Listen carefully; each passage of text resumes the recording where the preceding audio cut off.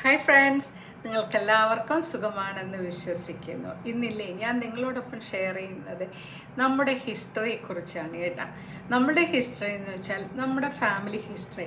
കാര്യം ഇന്നത്തെ പുതിയ ജനറേഷൻ കിഡ്സിനെ ഒന്നും തന്നെ നമ്മുടെ പാരമ്പര്യത്തിലുള്ള കുടുംബവിശേഷങ്ങൾ പലതും അറിയാൻ ഇപ്പോൾ സാധിക്കുന്നില്ല.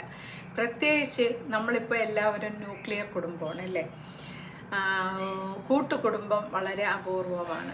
കൂട്ടുകുടുംബത്തിൽ ജീവിക്കുന്ന വ്യക്തികളാവുമ്പോൾ ഗ്രാൻഡ് പേരൻസ് ഒക്കെ തന്നെ പഴയ ഹിസ്റ്ററികളും പഴയ ലൈഫിനെ കുറിച്ചുമൊക്കെ പരസ്പരം അങ്ങോട്ടും ഇങ്ങോട്ടും കുട്ടികളോടൊപ്പം ഷെയർ ചെയ്യുമായിരുന്നു.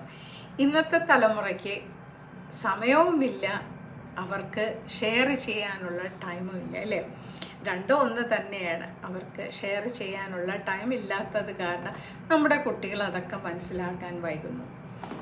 കുട്ടികൾക്ക് അത് മനസ്സിലാക്കാനുള്ള ഒരു സാഹചര്യം നമ്മൾ ഉണ്ടാക്കി കൊടുക്കുക. ചെറുപ്രായത്തിൽ അമ്മമ്മമാരുടെ അടുത്തിരുന്ന് കഥകൾ കേൾക്കുന്നത് പണ്ടൊക്കെ നമുക്കൊക്കെ ഭയങ്കര ഇഷ്ടമുള്ള കാര്യമാണ്.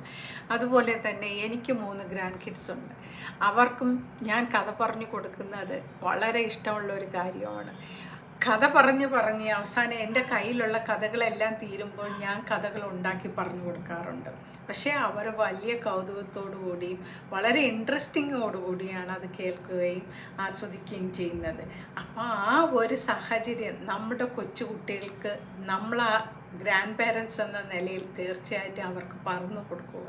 അതുപോലെ തന്നെ നമ്മുടെ ഹിസ്റ്ററി എന്ന് വെച്ചാൽ ഇന്ത്യ എന്താണെന്നും ഇന്ത്യ എന്തായിരുന്നുവെന്നും നമ്മൾ ആരൊക്കെയാണെന്നും നമ്മുടെ നെയ്ബേഴ്സ് ആരൊക്കെയായിരുന്നെന്നും നമ്മൾ എങ്ങനെ ജീവിച്ചു എന്നും നമ്മൾ കുട്ടികളെ ബോധ്യവതികളും ആയിക്കൊടുക്കേണ്ടത് നമ്മുടെ കൂടെ കടമയാണ്. സ്കൂളിൽ പഠിക്കുന്ന കാര്യങ്ങൾ മാത്രമല്ല ഒരു കുട്ടിയുടെ ജീവിതത്തിൽ ആവശ്യമുള്ളത്. പല കാര്യങ്ങൾ നമ്മൾ വീട്ടിൽ നിന്ന് പഠിക്കും, നമ്മളെ ഗ്രാൻഡ് പേരൻസിൽ നിന്ന് പഠിക്കും, നമ്മുടെ ടീച്ചേഴ്സിൽ നിന്നും നെയ്ബേഴ്സിൽ നിന്ന് പഠിക്കും. അപ്പോൾ ഇതെല്ലാം കൂടി ആണ് നമ്മളൊരു വ്യക്തിയായി തീരുന്നത്. അപ്പോൾ നല്ല കാര്യങ്ങൾ പറഞ്ഞു കൊടുക്കുക നമ്മുടെ അടുത്ത തലമുറയ്ക്ക്. അതുപോലെ തന്നെ അവർക്ക് ഒരു നല്ലൊരു സാഹചര്യവും ഒപ്പിച്ചു കൊടുക്കണം. നമ്മൾ മ്യൂസിയങ്ങളും പാർക്കുകളും പഴയ ഹിസ്റ്റോറിക്കൽ ഇവൻറ്റ്സ് ഉള്ള സ്ഥലങ്ങളും ഒക്കെ കൂടെ പോയി അവർക്കൊപ്പം അത് ആസ്വദിക്കുകയും അവരത് മനസ്സിലാക്കി എടുക്കുകയും ചെയ്യുന്നത് നമ്മളുടെ എല്ലാം നിലനിൽക്കാൻ അത്യാവശ്യമാണ്.